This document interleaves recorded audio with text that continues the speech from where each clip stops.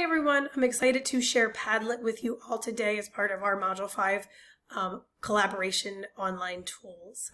And I've used Padlet for quite some time, but as I was kind of doing this assignment, I learned a lot more. So I'm excited to share that with you as well. So Padlet is a virtual space for students and teachers to collaborate. It can be used on any device, and you can access it at padlet.com. Now, when you're going to set up a Padlet, there's actually 8 different layouts that you can choose from. And depending on the lesson that you're doing, that will kind of guide what layout you want. So the first one is the wall layout. And this just sets up students' comments like in bricks all over. There's the canvas layout, and this sets up students' comments kind of scattered, and you can move them around and connect them in any way. There's the stream, which is just a top to bottom stream of their comments. There's the grid, which arranges them in rows. There's the shelf, which I've used the most, where the teacher can kind of set the question or the content at the top, and then students comment underneath of it. There's the back channel, which is set up like a chat environment. And then there's a map where students can add their comments to different parts of a map. And then there's a timeline where students can add their comments to a timeline. Now, when students are adding their comments, they can type them, they can add pictures, they can add videos, they can add songs, they can add GIFs, they can add links. There's just so many ways that students can interact with each other virtually in this setting. And then the teacher can also interact and comment as well. The teacher also has the ability to kind of delete a comment if it isn't appropriate or anything like that. They can do that pretty quickly. Now, I have the free version of Padlet, and the only thing that really kind of stinks about that is you only get 3 Padlets to use on the free version. That works for me. I work in an open space school, so me and my fellow 6th grade teachers, we collaborate and pull our students together a lot, and we kind of share the Padlet across the 6th grade, across the board. So we really have 12 Padlets instead of 3 because we can share each other's. However, I can see how that could be really frustrating. I think if I worked in a closed space school, I might just change emails and set up new Padlet accounts. But if you wanted to buy into it, they do have a Padlet backpack, which costs school plan would be $1,500 every year. But if you wanted to do the teacher plan, it'd be $12 a month, which I think is kind of expensive. But it does offer you a lot of things. So there's more controls and privacy. You have more control in the sense of that it has a different URL than Padlet.com. You can create reports and portfolios that you can share with families.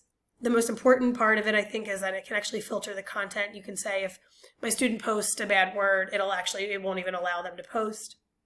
You can use it with any Google apps, and you can have it as a part of an LMS integration. You can have your branding, your school logo at the top if you buy into this one. And then you can also have school-wide monitoring by your IT department. So as I was thinking about the table, the 5.3 table in the chapter 5 that we read, the sharing resources part I think was such a yes for Padlet, right? In Padlet, you can add links, pictures, videos, GIFs, anything, any way to share resources, songs, anything. It's really easy to upload those things onto this digital space. A strategy or activity that I thought of was book talks. Students could put books up there. They can share books that they're really interested in. They can just take a picture. They don't even have to type anything. It's really easy. This Padlet is really good for brainstorming. That's actually what I've used it the most for. The 2 wall types that I thought were the best for this were the canvas and the back channel. And the canvas one is the one where you can move things around and make connections. And I thought that would be really nice for small groups or whole groups to brainstorm. I've also used KWL charts as a way to brainstorm too, and that was the one where I used the shelf. So I had 3 ones, a K, a W, and an L, and students were able to brainstorm underneath. For reflection, I thought that the shelf wall type or layout type was the best, and they could use it as a learning log or a journal, a daily journal. For problem solving, Padlet, you could use the back channel layout, and students could work through math problems together or any kind of problems that arose, because that is really just the discussion board. And then for product development, students could use the Canvas or back channel layout, and they could work on a collaborative writing piece together. For demonstrating mastery, you could use the map or the timeline layout. I thought that'd be really good for a social studies class. And then you could also use the shelf layout. And this could be used for peer review or student-led discussions. as well. Padlet did not really have a huge space for outreach authentic learning or the immersive and quest-based learning. I could see that you could link to these things in a Padlet, but it wasn't necessarily strong in those two areas. As for the social presence, as I looked at the affective association, there was a lot of areas for students to add emotions in this Padlet. They can add pictures, they can add GIFs, they can add emojis, they can add songs, and that could build that emotional connection. They could also comment on each other's works with all of those things. For community cohesion, students could add comments at any time, so they could do it synchronous and asynchronous, which is an awesome thing. And I've used Padlet in the synchronous environment, so I was able to see what my students were writing in live time. They actually don't have to hit submit. As soon as they start typing, everybody can see what they're typing, which is really nice. As for interaction intensity, it could be high. It really just depends on the type of wall that the teacher set up and the type of lesson that they were using it for.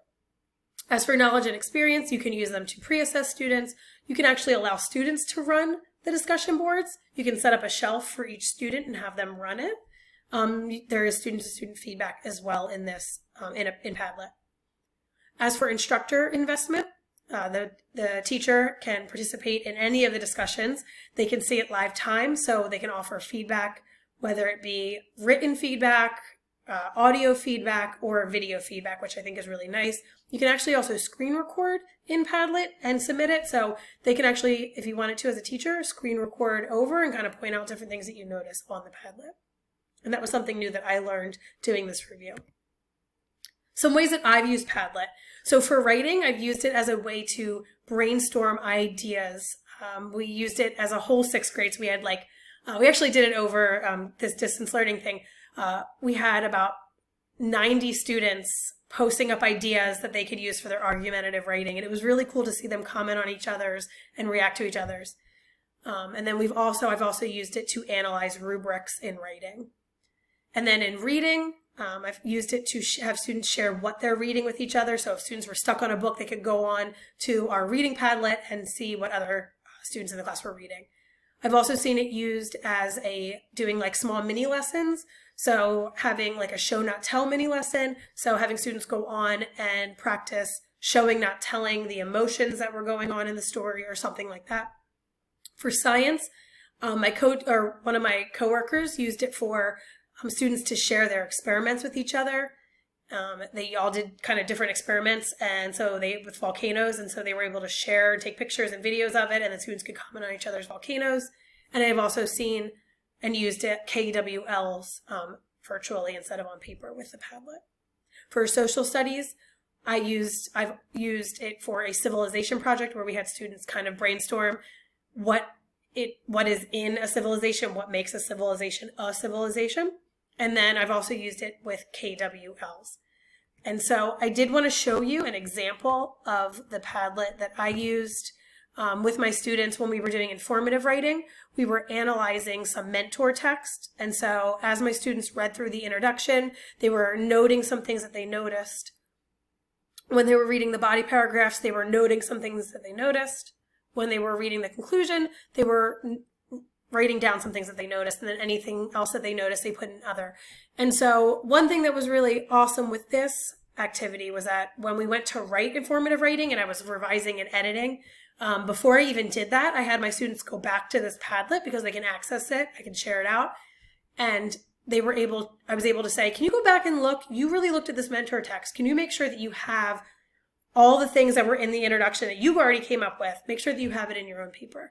And so it was really, it kind of gave them a little bit more responsibility when it came to revising and editing their own writing. And I thought it worked really well this year. So I hope that you enjoyed learning a little bit more about Padlet. I know that I enjoyed researching it. All right. Thank you for watching. Bye.